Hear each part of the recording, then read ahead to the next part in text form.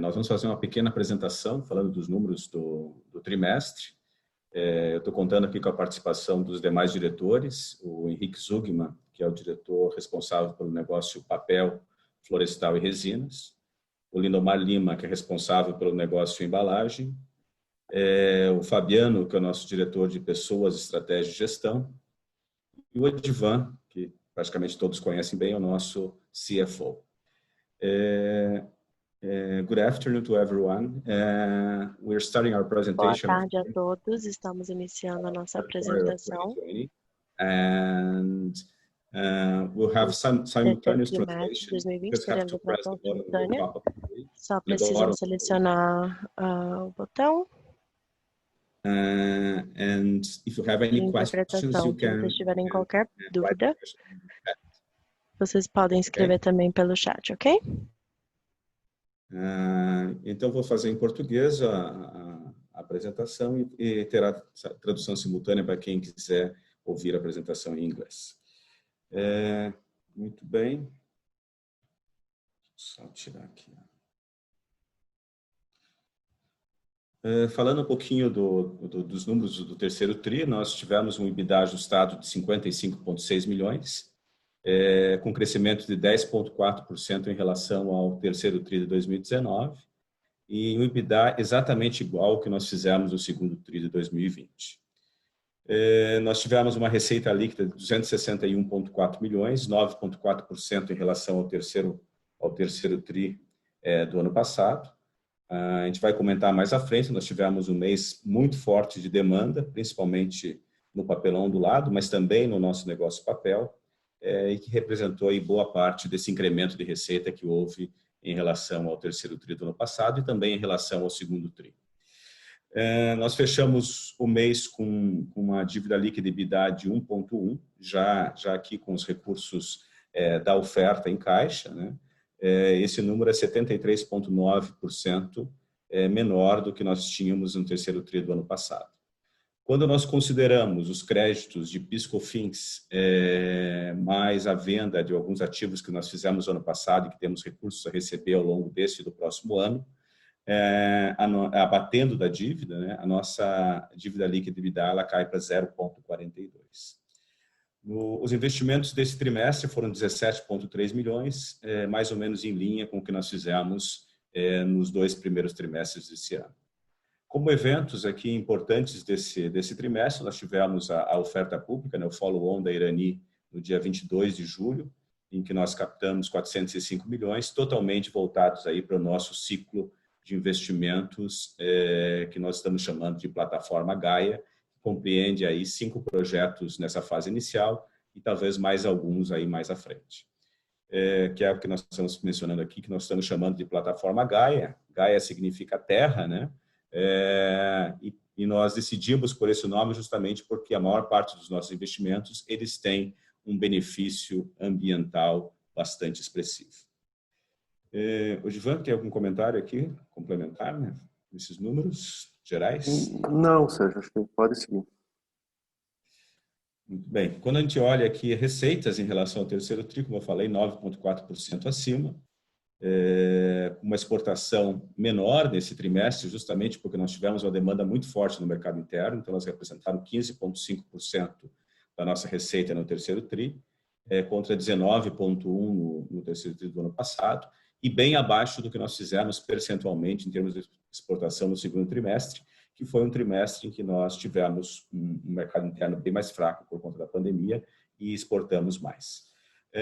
Nós tivemos um resultado líquido de 25.558, 67% praticamente maior do que nós fizemos no terceiro TRI do ano passado.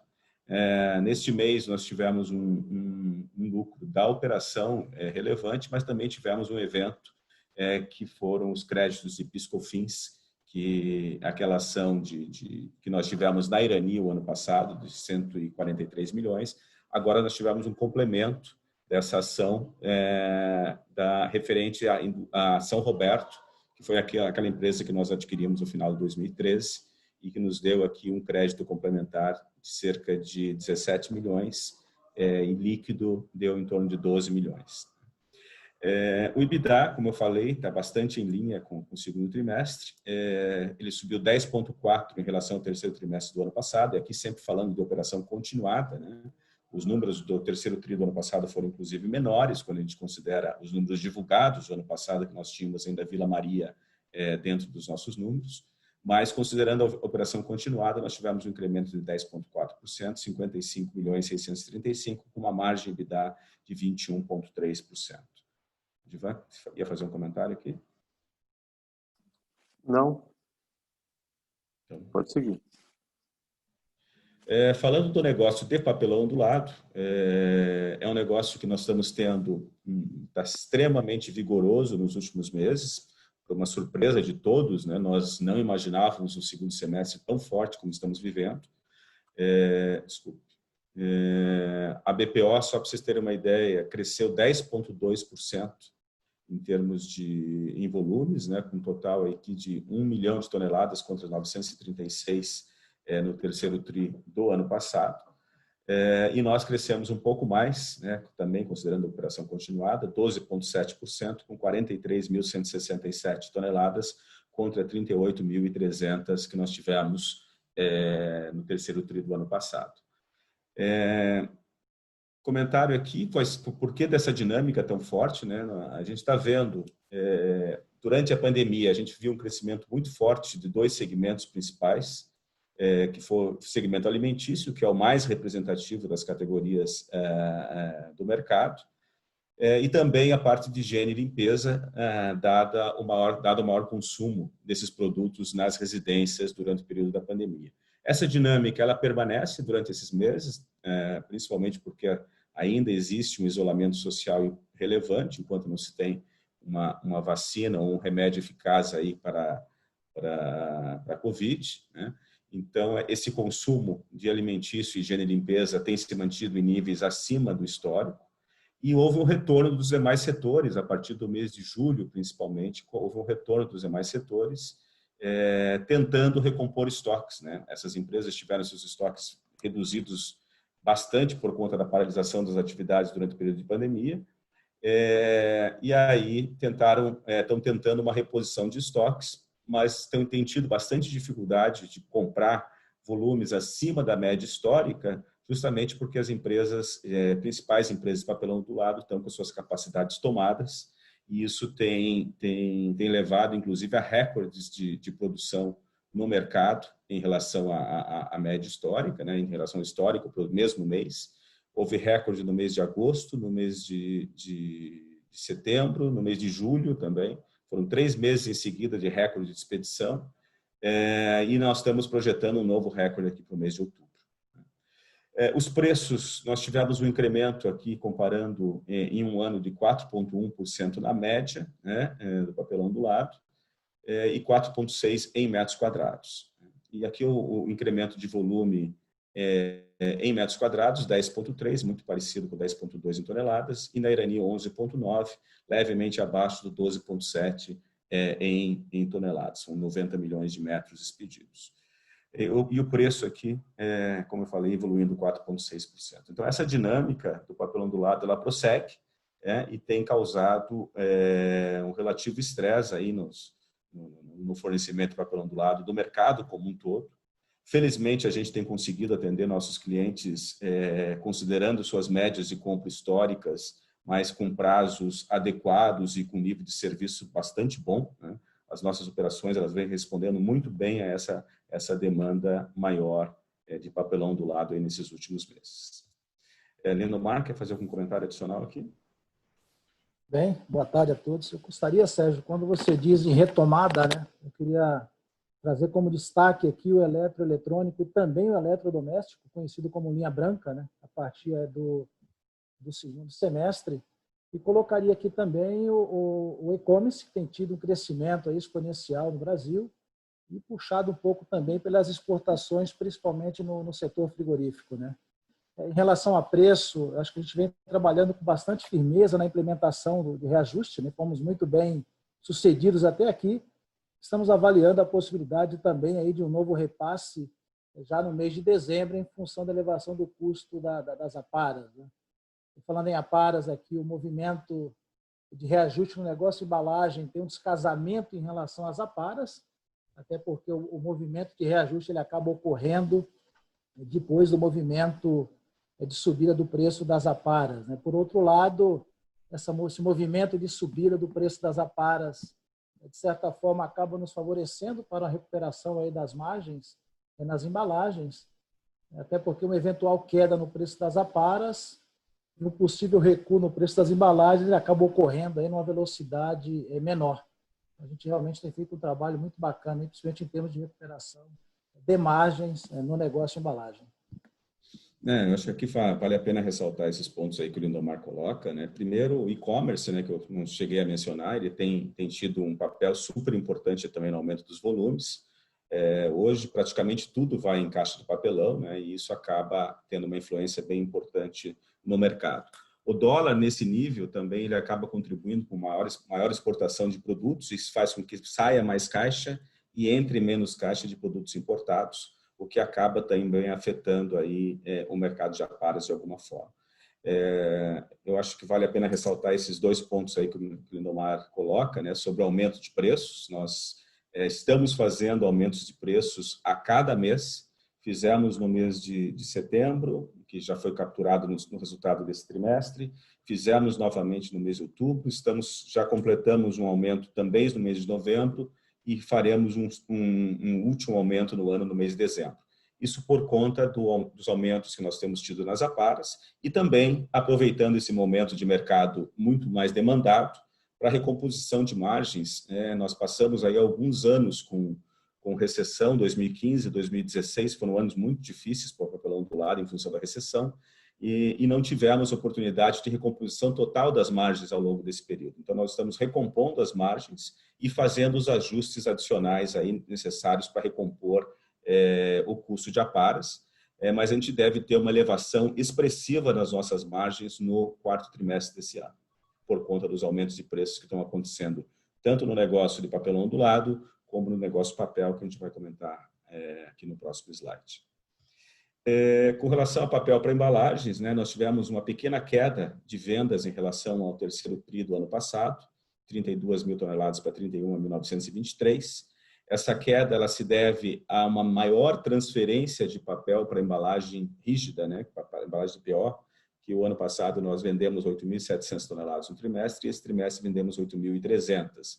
Nós estamos transferindo mais papel para nossas unidades de embalagem em função do aumento de volume de papelão do lado, mas os papéis de baixa gramatura e média gramatura que nós vendemos para sacos no mercado, esses tiveram uma pequena alta em relação ao terceiro trimestre do ano passado.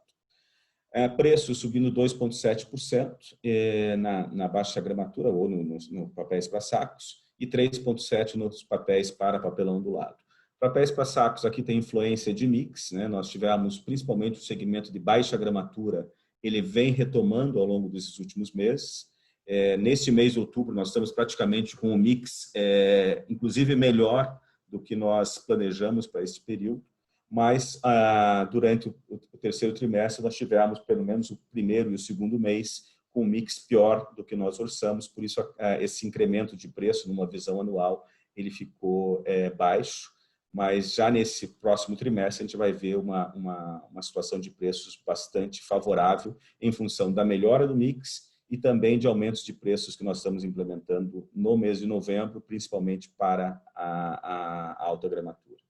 E no caso do miolo, 3,7%, nós vendíamos um volume bem menos expressivo de miolo no terceiro trimestre do ano passado, elevamos as vendas a partir do início desse ano, e estamos aqui com um aumento de preço de 3,7%, mas também projetando já no mês de outubro um aumento de preço expressivo, e também no mês de novembro nós prosseguimos aí acompanhando o aumento das aparas, então devemos ter aumentos de preços todos os meses enquanto as aparas estiverem pressionadas. Então vale a pena ressaltar que, apesar de as aparas terem pressionado as margens do terceiro trimestre, elas favorecem um processo de recuperação de preços e margens nesse último trimestre, que vão mais do que compensar o aumento de custo que nós tivemos nas aparas, mas também recompor margens de períodos anteriores que nós perdemos aí por conta de recessão e que não tínhamos tido um momento tão favorável de mercado para a recomposição de margens históricas. Nesse mercado aqui, Henrique, tem algum comentário adicional? Boa tarde a todos. Tenho assim, só para explicar na questão de preços de embalagem flexível, né? Quando aparece 2,7%, parece um aumento de preço pequeno, né? Mas a baixa gramatura, só para vocês terem uma ideia, ela tem um preço de venda, né, entre R$ 6.500 e R$ 7.200, enquanto a alta gramatura ela tem um preço que varia entre R$ 3.200 e R$ 4.500. E o que aconteceu? O mix da baixa gramatura, né, a gente vendeu 21% a menos no terceiro TRI de 2020 de baixa gramatura em relação a 2019. E essa recuperação já está vindo mês a mês. Se a gente separasse alta e baixa gramatura, aí a gente ia ver que a alta gramatura subiu 9% de um TRI para o outro e a baixa gramatura subiu 14%. Mas quando eu coloco os dois juntos, aí, em função de vender menos baixa gramatura, aí dá só 2,7%. Vale destacar também no mercado de embalagem flexível o crescimento exponencial que tivemos para teledelivery, tá? De restaurantes, iFood, Rappi e restaurantes diversos. A gente está muito forte nesse segmento, a gente está presente em todos os teledeliveries, né? Que somos muito fortes e protagonistas nesse mercado. Nosso crescimento tem sido exponencial. E quando olha a questão do preço de miolo, aqui tem uma pequena correção que a gente vai fazer para a próxima apresentação, que em março de 2020 mudou a tributação do ICMS, de 17% para 12%. Então, quando a gente olha aqui o 2.311, está com preço de 17%. Em Santa Catarina, né? Em Santa Catarina, isso. Quando a gente olha o 2.398, as vendas para Santa Catarina foram com 12%. Nesse intervalo aqui, eu fiz uma conta aqui, dá mais ou menos de um miolo, um aumento de 11%, comparando, já fazendo essa correção aqui, de aumento de preço no miolo, que na próxima apresentação a gente vai corrigir. Por isso, acho que o ideal é trabalhar com preços líquidos, né? Mas no papelão do lado também sofre desse mesmo efeito, né? Nós temos uma venda expressiva para o estado de Santa Catarina, que também tem esse efeito do ICMS. Muito bem. Quando a gente olha aqui as aparas, que eu acho que é um ponto bem importante, que tiveram uma alta expressiva aqui na comparação de trimestres, o mercado, que é a Angut, a associação que acompanha os preços de aparas em papel no Brasil, teve uma alta de 17% nas aparas em relação ao terceiro TRI de 2019, e no nosso caso nós tivemos um aumento um pouco menor, de 13,7%, em função de nós termos um volume maior em Santa Catarina e está embutido aqui o frete, então acaba tendo um desempenho um pouco melhor por conta disso. Mas aqui sobre aparas, elas continuaram pressionadas no mês de outubro, mas nós olhamos isso sempre com duas perspectivas. Claro que ter um aumento de aparas tem uma pressão de custos de curto prazo importante, mas, por outro lado, favorece muito os aumentos de preços nas embalagens, né? Principalmente num trimestre demandado como esse, a justificativa de aumento de preços por conta de aumento de aparas, ela já é recebida pelo mercado como natural, e os repasses eles acabam acontecendo de uma forma muito mais fácil do que aconteceriam se não houvesse aumento de aparas, sustentando, né, a argumentação para os aumentos de preços de embalagem. Então, apesar desse aumento aí que nós tivemos importante no trimestre, prossegue no quarto trimestre, a gente tem conseguido aumentos de preços nas embalagens em percentuais bastante expressivos e que mais do que compensam esse aumento de custo nas aparas e, como eu disse, vão levar inclusive a uma recomposição de margens históricas do papelão do lado, principalmente. Quando a gente fala aqui do negócio resinas, esse foi um mês em que nós tivemos um volume um pouco menor de vendas, nós tivemos um volume expressivo de vendas no segundo trimestre. Numa visão anual, a gente deve superar o nosso planejado e superar o que nós fizemos o ano passado, mas no terceiro trimestre nós tivemos um volume levemente menor de vendas, 7,5%, 3.146 toneladas contra 3.401, e com preços com uma evolução aqui da goma resina, que é a matéria-prima que nós utilizamos para a fabricação da resina do breu e da terebentina. Aqui é breu? Aqui é breu, né? Aqui é breu. Desculpa, aqui é o preço de venda do Breu, especificamente 18,4%, 4.323 contra 3.651, uma evolução expressiva, bastante influenciado pelo dólar, né, ao longo desse ano. E o preço da terebintina caindo 32,3%, isso em função daquele fenômeno de uma operação que foi descontinuada ao longo do ano passado e que retomou, e naquele momento, enquanto aquela operação foi uma fábrica da BASF que explodiu na Europa, né, e nós tivemos essa operação paralisada por um período longo. Quando foi retomada essa operação, os preços voltaram aos níveis históricos, por isso essa queda de preços em reais, apesar de o dólar ter compensado parte desse preço. Quer complementar aqui, Henrique, por favor? Não, é isso aí, na verdade, essa questão de volume aqui, a questão de logística de navios que saem do porto, né? Como o Sérgio comentou, nosso volume durante o ano vai ser maior do que o ano passado, né? E a questão de preços aqui, apesar dos preços terem, a grande questão do preço aqui foi a questão da moeda, né? A matéria-prima, que é a goma, resina, onde 85% compramos de terceiros, ela baixou, contribuindo para o resultado da cadeia. E a outra boa notícia é que a gente está vendo uma perspectiva de melhora de preço em dólar, tanto o Breu quanto a terebentina, nos últimos 2 meses do mês, o que vai contribuir para esse negócio terminar com um resultado melhor. Basicamente, impulsionado pela demanda da China. Muito bem. Entrando aqui no financeiro, né, nossa dívida total ficou em 640,4 milhões, em uma dívida líquida de 263, uma posição de caixa de 377,4 milhões.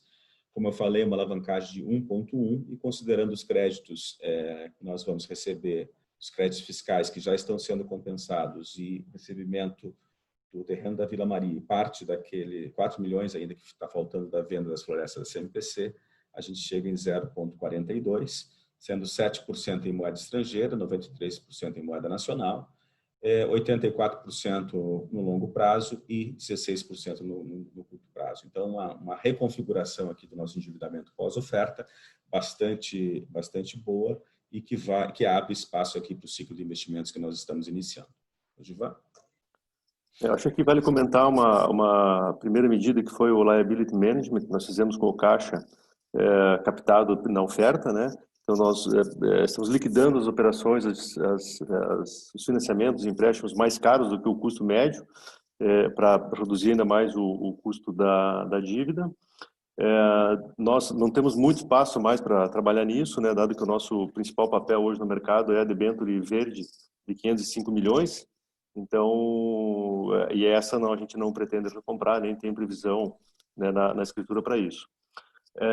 E aí, o segundo ponto importante é o trabalho que a gente já está fazendo para buscar o funding para os investimentos, né? Então, a gente está trabalhando com o nosso plano A, com o BNDES, está avançando bem no BNDES, nas linhas de financiamento típicas, né, para esse tipo de empreendimento, porque tem prazos bastante longos e taxas bastante interessantes. E claro que a gente também tem plano B, que seria buscar aí operações de mercado, mas o plano A é buscar o financiamento com o BNDES para realavancar a companhia dentro da nossa política financeira, né, buscando otimizar a estrutura de capital e com isso manter ao longo de todo o desenvolvimento dos investimentos uma alavancagem, o nível da alavancagem bastante baixo, né, e adequado, ao mesmo tempo em que a gente consiga implementar os investimentos com bastante conforto de caixa. Então, acho que esse é o nosso trabalho agora na área financeira, as duas principais frentes, né? O liability management terminando, não tem muito espaço, e o foco total aí no funding aí dos projetos de investimento. Muito bem. Dando continuidade aqui, quer falar aqui sobre a... Sim, nós seguimos, né, então, com a migração para o novo mercado, né? Tivemos no dia 10 a assembleia de acionistas, né, que aprovou a migração para o novo mercado, e também a assembleia dos preferencialistas. Nós estamos no período agora de direito de recesso dos preferencialistas, que termina no dia 11/11, E a nossa expectativa, né, a documentação está toda ela bem encaminhada, já trabalhando com a B3 na revisão da documentação, das políticas, né? Então o estatuto já está reformado, estamos aí na antessala da conclusão desse processo e a gente pretende concluir aí até o final desse mês de novembro, né, a depender também do andamento e dos prazos da B3 para isso. Mas a gente quer terminar aí no mês de novembro com esse processo concluído e a companhia listada no novo mercado, que era uma das combinações que nós fizemos na época do IPO, né, em julho, de que nós faríamos todo esse processo, né. Então tá andando bem, tudo dentro do planejado. Muito bem. A expectativa é terminar antes do prazo, né, que nós era 6 meses lá que nós tínhamos. A plataforma Gaia, como eu mencionei, nós temos um land page aí no nosso site. O objetivo aqui é organizar de uma forma bastante transparente aí para o mercado todos os nossos projetos, né? Então, o Gaia 1 é o projeto de expansão e recuperação de químicos e utilidades, que tem o seu principal equipamento aqui, a caldeira de recuperação. A expansão da embalagem de Santa Catarina, o Gaia 2, reforma da máquina 2, o Gaia 3, repotenciação da PCH Cristo Rei e da São Luís, Gaias 4 e 5. Os projetos do Gaia 1 e Gaia 2 estão andando bastante bem. Nós estamos concluindo a engenharia básica do Gaia 1 e já definindo as próximas fases. O Gaia 2, a fase de planejamento já estava bastante avançada, nós estamos na negociação dos equipamentos e início aí, logo no começo do ano que vem, das obras civis. Nossa intenção é caminhar com os projetos em linha aí com os cronogramas que nós divulgamos para o mercado e, se possível, até antecipar a finalização dos projetos. A reforma da máquina 2, nós estamos antecipando em relação àquele prazo que nós tínhamos divulgado para o mercado, justamente por conta dessa maior demanda que a gente está tendo de papéis para sacolas, que é o principal papel que é produzido nessa máquina. Os impactos da plataforma Gaia, né, até sustentando aí o nome Gaia, né, nós temos um aumento de capacidade produtiva de 29% de celulose e 23% de aumento de produção de papelão ondulado, chapas, caixas, por conta da expansão de Santa Catarina, né? E na geração de energia, nós vamos ter um impacto de 56% no aumento da geração com a caldeira de recuperação, 10% com o Gaia 4, que é Cristo Rei, e 33% com o Gaia 5, que é a repotenciação da PCH São Luís.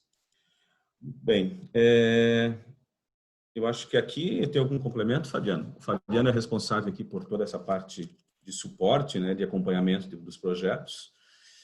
Sérgio, se puder tornar um slide, eu acho que só destacar um pouco sobre a marca, né? Essa marca ela simboliza o ciclo da natureza e da vida do planeta, né? Como tu mesmo falaste no início.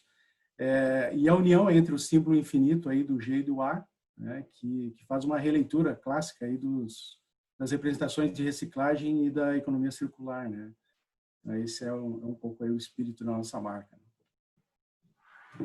Muito bem. E a abertura aqui da marca é porque para ter uma conexão com o ambiente, né? Ela não fecha aqui. Isso, exatamente. Parabéns. O pessoal de marketing pensa em tudo. Muito bom. E o Fabiano, ele é responsável pelo nosso PMO, né? Está vinculado a ele. Então, todo o acompanhamento da execução dos projetos, tanto do ponto de vista de budget quanto de prazos, né? É acompanhado rigorosamente aí pelo nosso PMO. Muito bem, eu acho que do ponto de vista da apresentação é isso. Agora a gente vai abrir aqui um espaço para perguntas, mas só ressaltando aqui a nossa equipe de RI, né? O Odivan aí como responsável por essa função dentro da empresa, que tem tido aí bastante contato com o mercado. O Evandro, que é o nosso gerente de contabilidade, o Marcos Souza, gerente financeiro, o Alex, nosso coordenador de contabilidade e relações com investidores, a Mariciane, que está na ponta de contato aí com o mercado, que é a nossa responsável por relações com investidores, analista, e o Emanuel Trevisol, que é o nosso analista financeiro, que também compõe a equipe aqui, que está o tempo todo aí à disposição dos nossos investidores. Muito bem, eu acho que do ponto de vista da apresentação era isso. Agora a gente abre um tempo aí para as perguntas que houver. Fiquem à vontade, a gente vai estar aqui Eu vou estar passando aqui as perguntas, aquelas que eu souber responder, eu já respondo, aquelas que eu não souber. E Sérgio, nós vamos abrir o microfone, tá? Para quem quiser fazer as perguntas. Oi? Então, nós vamos abrir o microfone. E quem quiser fazer pergunta ao vivo também, o microfone vai ser aberto. Para quem eu quiser. vou abrir aqui tem o do Caio, né? Que já pediu aqui desde o começo. Deixa eu ver aqui se eu consigo abrir o microfone aqui. Bem, Caio, deve estar aparecendo para ti uma mensagem aí, Caio. Oi, pessoal, boa tarde. Me ouvem? Sim, ouvimos bem. Obrigado pela apresentação. Eu tenho duas dúvidas sobre esse ponto que vocês tocaram de aparas e de margens e de repasse de preço também. Eu lembro que vocês no terceiro trimestre tinham falado em um aumento de preço. Se vocês puderem lembrar a ordem desse aumento de preço também, acho que, se eu não me engano, era na casa dos 8%, que acho que ainda não foi, a gente ainda não enxergou ele totalmente na receita unitária do terceiro TRI. E o que eu queria entender, na verdade, também, que vocês mencionaram bastante sobre o aumento do custo da aparas, também influenciando essa maior facilidade para repassar preço no papel ondulado, no papel também. E eu queria entender 2 pontos. O primeiro, como é que está, primeiro que vocês me lembrem, por favor, o quanto que vocês anunciaram de aumento de preço no terceiro trimestre, quanto está anunciado para o quarto trimestre, e, de novo, quanto que a gente pode esperar, de fato, de aumento de receita unitária para o quarto TRI.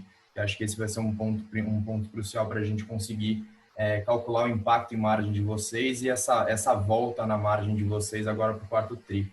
E o segundo ponto também, que acho que é a mesma coisa que o Caio Ribeiro perguntou, o custo das aparas, que agora já está perto de R$800 por tonelada, ele deve continuar impactando a margem de vocês no quarto TRI, talvez até em 2021. Eu queria entender um pouco o que vocês estão enxergando no mercado de aparas agora, por quanto tempo vocês acham que esses preços vão continuar altos e se vocês acham que esse nível de preços é sustentável também, devido aos fatores que a gente conhece, de demanda forte, de alta do dólar, enfim, queria ouvir um pouco de vocês. Obrigado.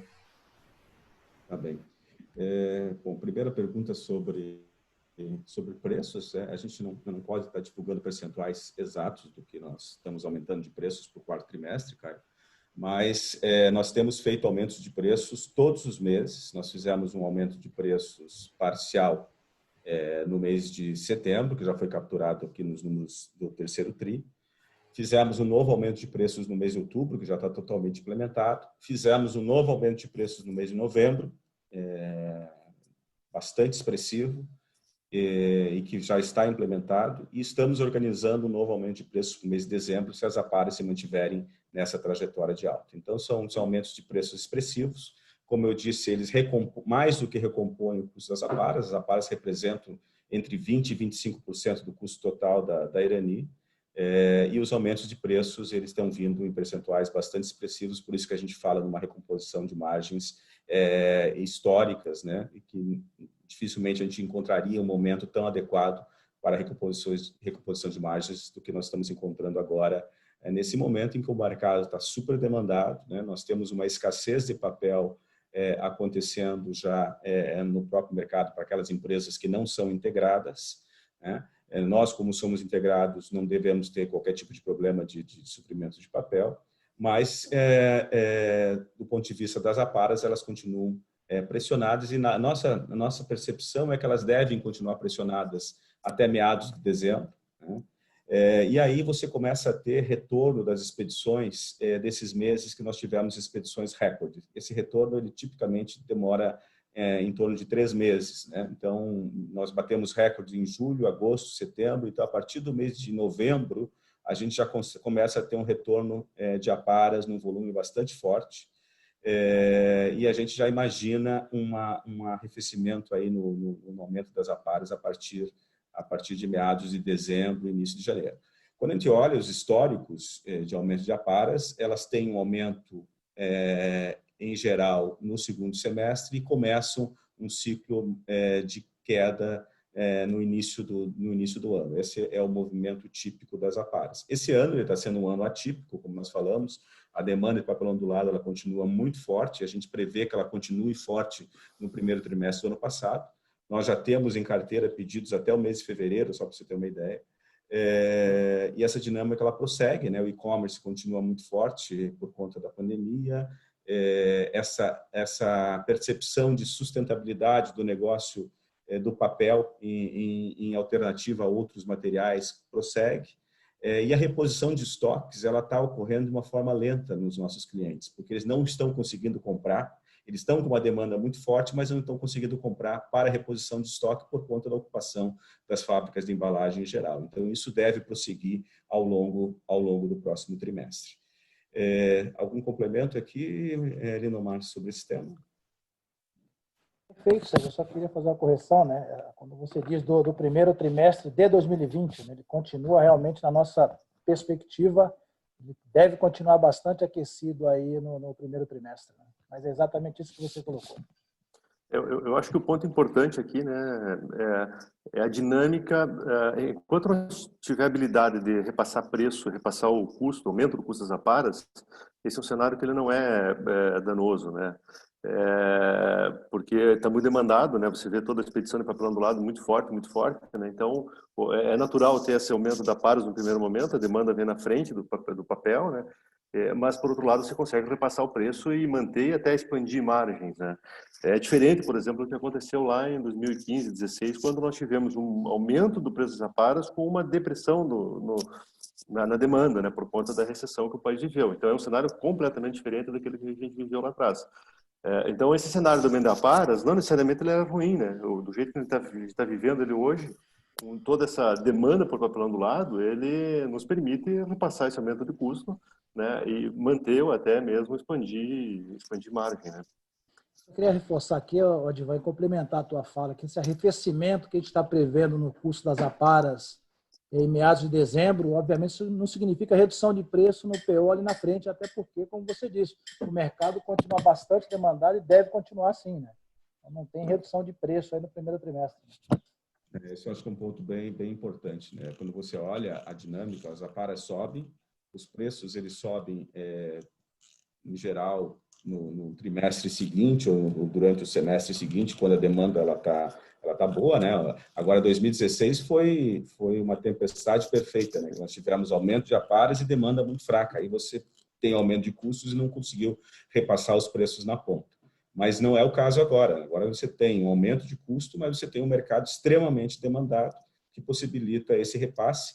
E quando o mercado, quando as aparas começam um ciclo de queda por conta do retorno dessas expedições maiores, nós vamos provavelmente ainda estar com essa demanda muito forte, como o Linomar falou, e aí os preços de caixas eles não caem, o preço das embalagens não caem como caem as aparas, e isso faz com que as margens elas aumentem ainda mais. Acho que é isso, Caio. Não sei sobre aparas, eu acho que a nossa perspectiva é essa, de em dezembro começar um ciclo de arrefecimento leve, prosseguindo aí ao longo dos primeiros meses do ano, pelo menos. Eu vou abrir para o Caio Ribeiro aqui. Caio Ribeiro. Boa tarde, pessoal. Vocês estão me ouvindo? Estamos bem. Perfeito.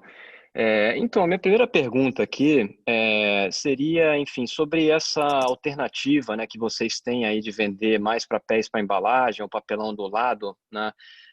Enfim, porque no momento atual, né, a gente vê alguns players internacionais aí, como International Paper, né, Smurfit Kappa, aumentando, né, os preços de Kraftliner, né, sinalizando uma retomada de preços aí para frente para esse grade.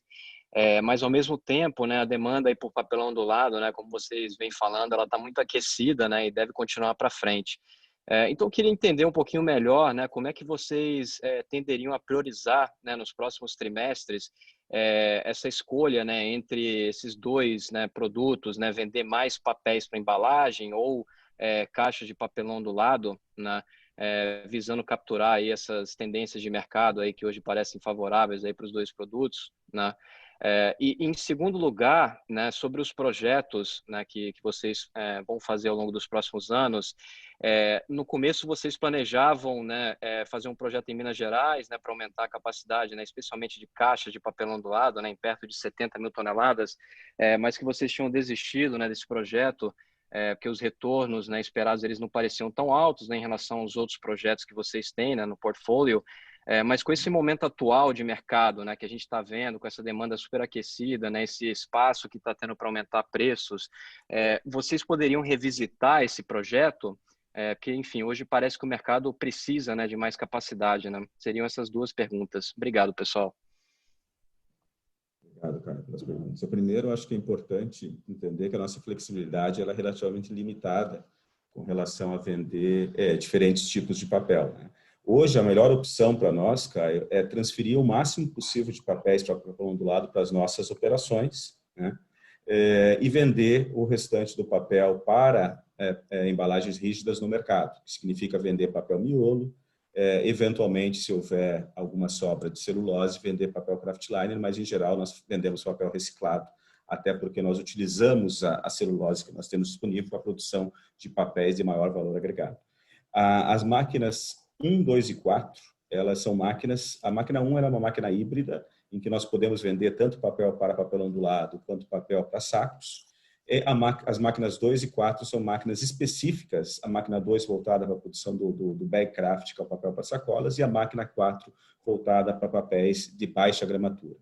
Esses papéis das máquinas 1, 2 e 4, voltado para sacaria, eles têm margens muito superiores a vender craftliner ou vender embalagem, inclusive. Então, para nós, não faz sentido qualquer mudança para venda para outros usos que não os usos tradicionais desse papel. Até porque eles não seriam úteis, por exemplo, para fazer papel ondulado, porque são gramaturas bem mais baixas, essas máquinas são especializadas nesse tipo de papel. E a máquina 5, ela tem tido uma performance muito boa, a máquina 5 e a máquina 7, são máquinas específicas para a produção de papéis para papel ondulado, e essas estão transferindo o máximo possível para as nossas fábricas de embalagem, que estão na capacidade máxima, e o restante nós vendemos no mercado, que gira em torno aí de 3 a 4 mil toneladas por mês, que também é um produto bastante demandado no momento, dada a relativa escassez de papel no mercado. O que se faz nos papéis para sacaria é entender aonde nós temos rentabilidade melhor, se é na exportação no mercado interno, e aí ter avaliado caso a caso, cliente a cliente, né? Para que a gente possa estar tendo a melhor rentabilidade possível. Então, nós trabalhamos, em geral, o mix entre mercado interno e mercado externo, mas não há uma alteração muito grande nos papéis por conta da especialização de cada uma das máquinas. Com relação aos projetos, não sei se esse ponto está respondido, Caio, mas qualquer coisa você retorna.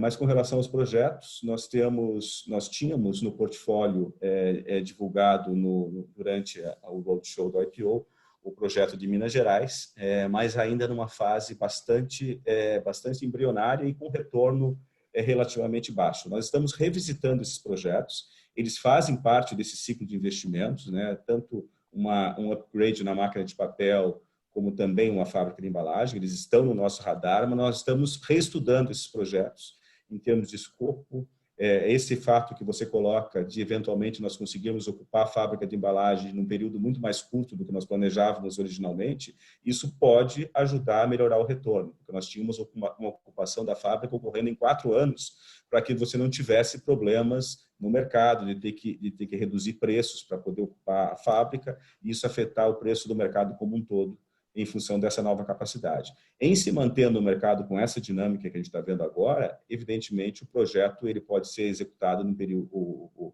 a fábrica pode ser ocupada num período bem mais curto, e isso faz com que o retorno do projeto seja bem melhor. Mas nós estamos estudando, faz parte sim do nosso portfólio, mas a gente vai só aprovar esses projetos no nosso conselho quando nós tivermos uma taxa de retorno mais atrativa, e principalmente em relação a outros potenciais projetos que a gente tenha na própria empresa. Perfeito, super claro, Sérgio. Muito obrigado, viu? Próximo aqui é o Pedro. Pedro consegue...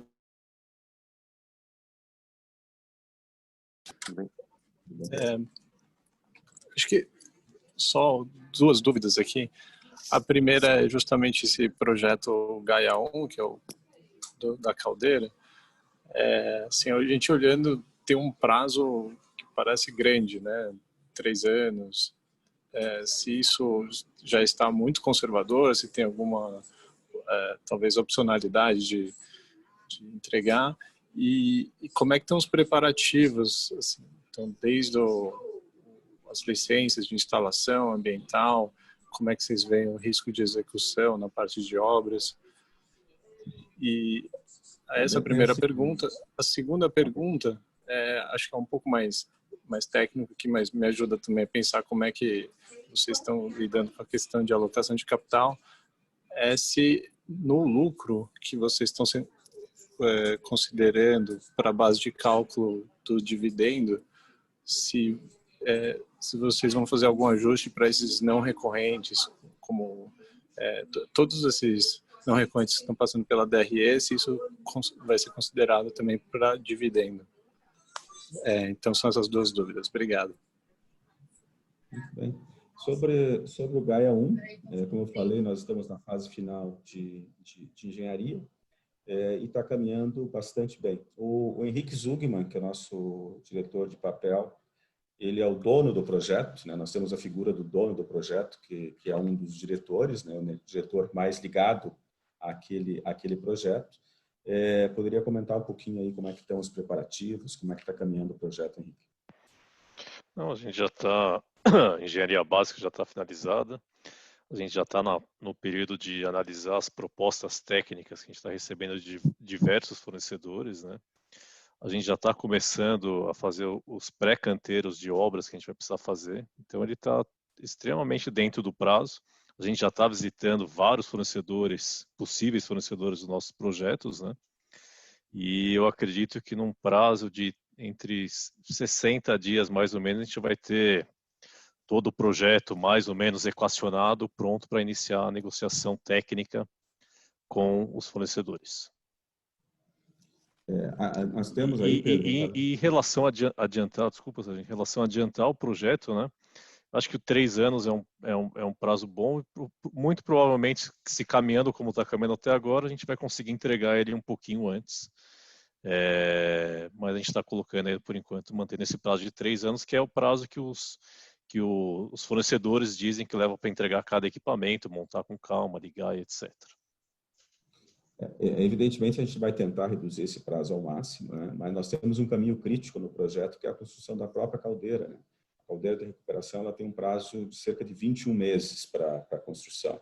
Então, por mais que a gente tente antecipar, a gente vai ter que esperar aí a construção da caldeira, e nós vamos conseguir comprar essa caldeira provavelmente no início do ano que vem, que tem toda uma concorrência, definição técnica, e é o equipamento de maior valor.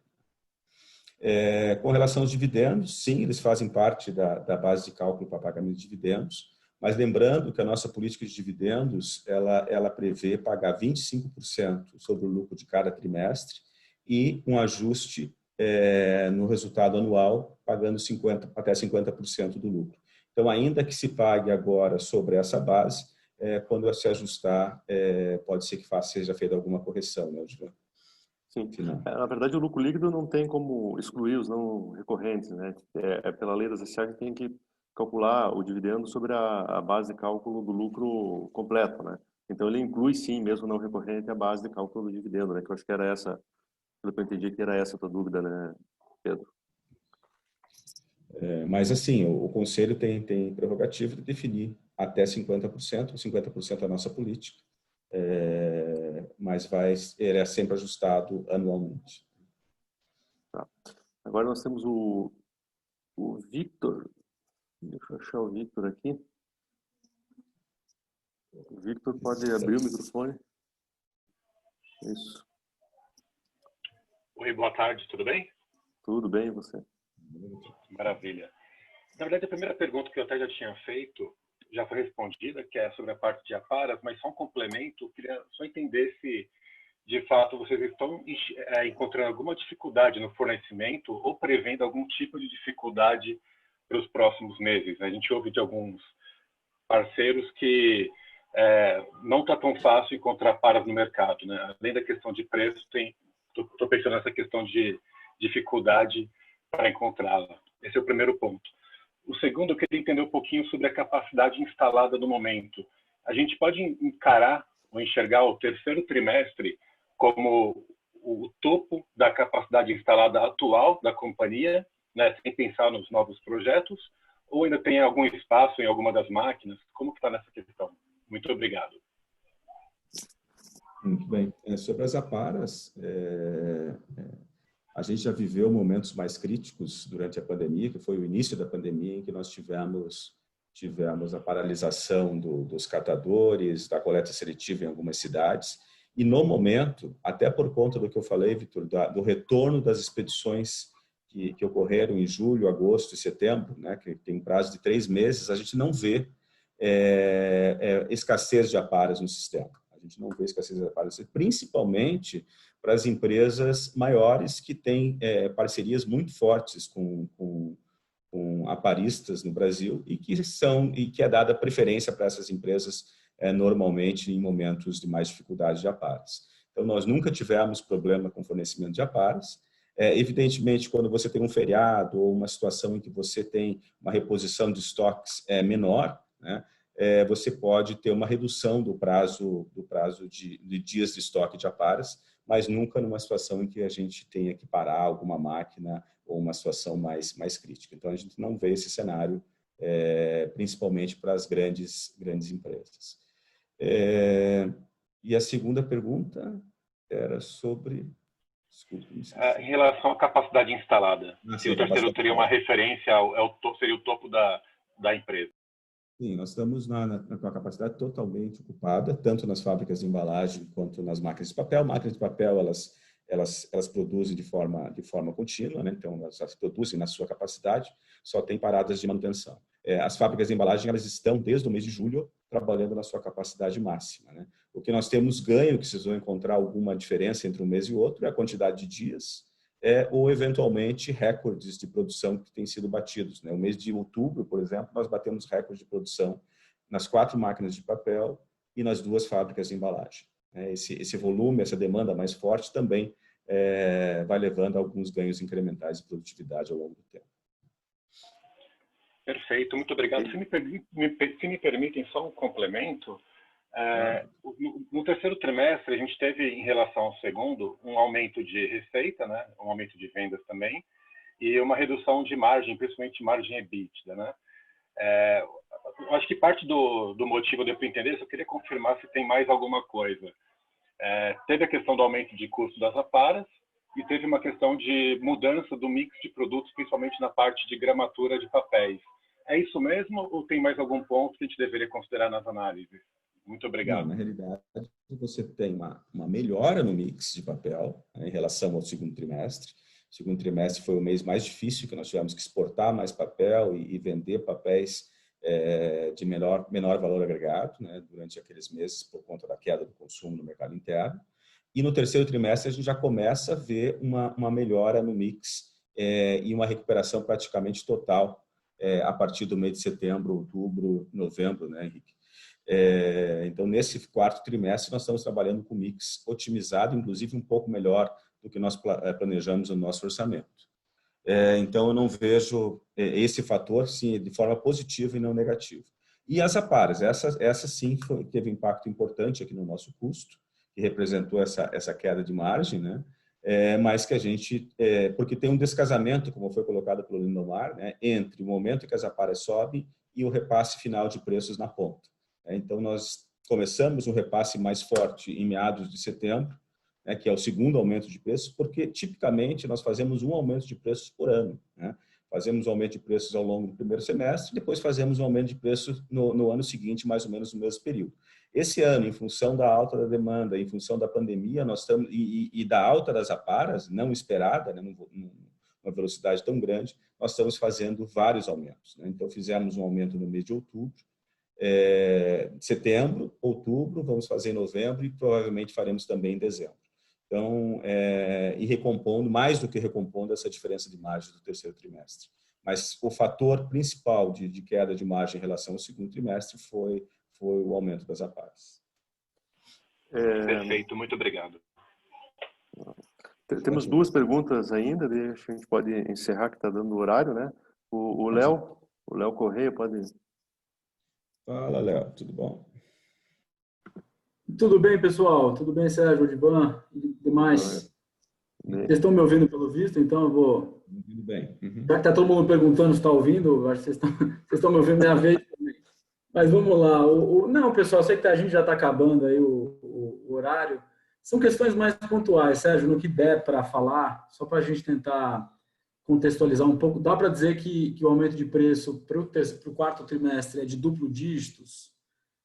Esse é o primeiro ponto. O segundo ponto, você já falou sobre os projetos, né, sobre a evolução. Eu estava querendo entender um pouco mais sobre os milestones que a gente pode ver nos próximos meses. Tem alguma coisa concreta que é para a gente,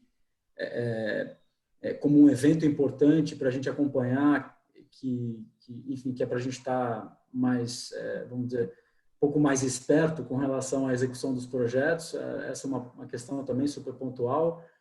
E, por último, uma dúvida que sempre vem para a gente é com relação a como vocês têm muita coisa, né, de execução e muito crescimento, só para confirmar se nenhum dos projetos vai canibalizar a geração de caixa da companhia ou comprometer algum caminho crítico da base atual de ativos que vocês têm. Então, só queria confirmar esses 3 pontos aí super rapidamente, por favor. Muito obrigado, pessoal. Imagina.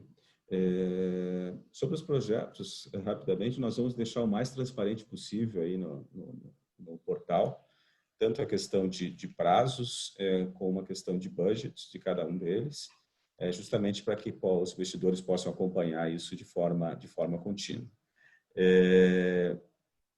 A gente não vê nenhuma concorrência com a atividade normal dos projetos, da empresa. Nós temos equipes específicas dedicadas aos projetos e nós temos uma área específica de projetos estratégicos, né? Então, a gestão dos projetos, a execução dos projetos, ela é feita com equipes próprias e totalmente dedicada aos projetos, justamente para que não haja concorrência com o dia a dia da empresa. Então, nós tomamos bastante cuidado com relação a isso, para que não haja nenhum prejuízo aí à condução de cada um dos projetos. O que nós estamos fazendo, diferentemente daquilo que a gente divulgou, é uma certa antecipação da máquina 2, que estava prevista para iniciar em 2022 e que nós estamos iniciando em 2021, com a parte de engenharia e conclusão da reforma no primeiro semestre de 2022. Em termos de milestones que você comentou, na caldeira de recuperação, eu acho que é a aquisição dos equipamentos, que deve acontecer no início do ano que vem. Na embalagem, nós já estamos na fase de aquisição dos equipamentos, então isso já vai aparecer no nosso cronograma assim que nós concluirmos. Nós estamos em fase de negociação dos principais equipamentos. E na máquina 2, que são os 3 projetos que nós estamos iniciando agora, né? Porque as PCHs ainda dependem de licenciamento, que está caminhando também, né? Mas a máquina 2, nós vamos fazer a parte de engenharia da máquina ao longo do primeiro semestre do ano que vem, e aquisição dos equipamentos durante o segundo semestre. Aí eu tenho tempo de entrega dos equipamentos, que deve ser em meados do primeiro semestre de 2022. É isso, Henrique? Falei alguma bobagem? É isso aí. O que a gente está tentando é adiantar um pouco a máquina 2, mas o cronograma é isso aí mesmo. Muito bem. E qual era a primeira pergunta, Léo? Os aumentos de preço, se dá para falar que é duplo dígito. São os aumentos de preços, né? Nós temos total segurança, viu? Diferentemente de outros momentos, os aumentos de setembro, outubro e novembro já estão implementados, né? Nós anunciamos um novo aumento para as chapas em dezembro e estamos definindo um percentual de aumento que nós vamos fazer em outubro em caixas, né? Mas o aumento é expressivo e nós temos boa parte dele já implementado no mês de outubro e no mês de novembro. Tá ótimo. Obrigado, pessoal. Nós temos uma última pergunta aqui do Leonardo Fantin, que pelo que eu entendi aqui está sem microfone, né, Leonardo? Então eu vou ler aqui. Como fica o cronograma de parada das máquinas, com as máquinas operando full capacity, e qual o tempo de campanha em média? E a outra pergunta é sobre como fica o impacto da variação cambial na TIR dos projetos. Muito bem. Com relação a paradas de máquina, a única máquina que nós vamos ter uma parada expressiva vai ser a máquina 2, né, porque está sendo a máquina objeto de reforma. Isso vai entrar, já está no cálculo da TIR e do projeto, né, que é essa parada e a necessidade de capital de giro associado. isso já está previsto tanto no cálculo do retorno do projeto como do ponto de vista de produção. A gente tipicamente antecipa produções, né, para poder atender os clientes durante o período de parada. Nós estimamos uma parada de quanto? 3 semanas, é isso? 3 semanas, mas eu acho que aqui, Sérgio, complementando a tua resposta, acho que a pergunta do Leonardo é mais no sentido, várias outras fábricas de papel, eles fazem uma parada anual das máquinas, né, de manutenção. No nosso caso, a gente não faz uma parada anual de manutenção. A gente organiza várias pequenas paradas durante o ano, né? Então, a gente acaba... Então, praticamente todas as máquinas param algumas horas durante o mês para manutenção preventiva, mas a gente não faz essa manutenção, essa parada geral como algumas outras fábricas fazem. A gente faz alguns equipamentos grandes, né? Mas não faz da máquina como um todo, tá? Então, não tem conceito diferente. E da máquina 2, a nossa estimativa, quando fizer o projeto, é parar por 3 semanas. Na caldeira de recuperação, pode ter alguma parada geral da fábrica para interligação, mas isso são poucos dias e vai estar sendo programado adequadamente também. Qual era o outro ponto, Givan?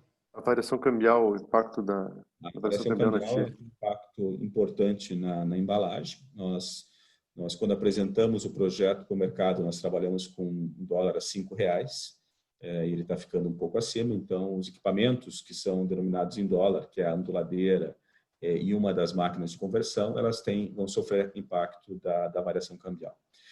No caso da caldeira, nós não temos muitos equipamentos vinculados ao dólar, dado que os equipamentos são fabricados no Brasil, mas tem alguma pressão pelo aumento do aço e de alguns insumos que têm ocorrido de uma forma importante. Mas a gente não prevê uma variação substancial em relação ao CAPEX anunciado durante o período de roadshow. Acho que é isso, não temos mais perguntas, podemos encerrar. Então, muito obrigado a todos pela oportunidade de apresentar nossos resultados. Estamos aí à disposição com a equipe de RI para qualquer dúvida, qualquer questionamento adicional que, porventura, os senhores tenham. Muito obrigado, um abraço e até a próxima. Obrigado a todos. Obrigado, pessoal.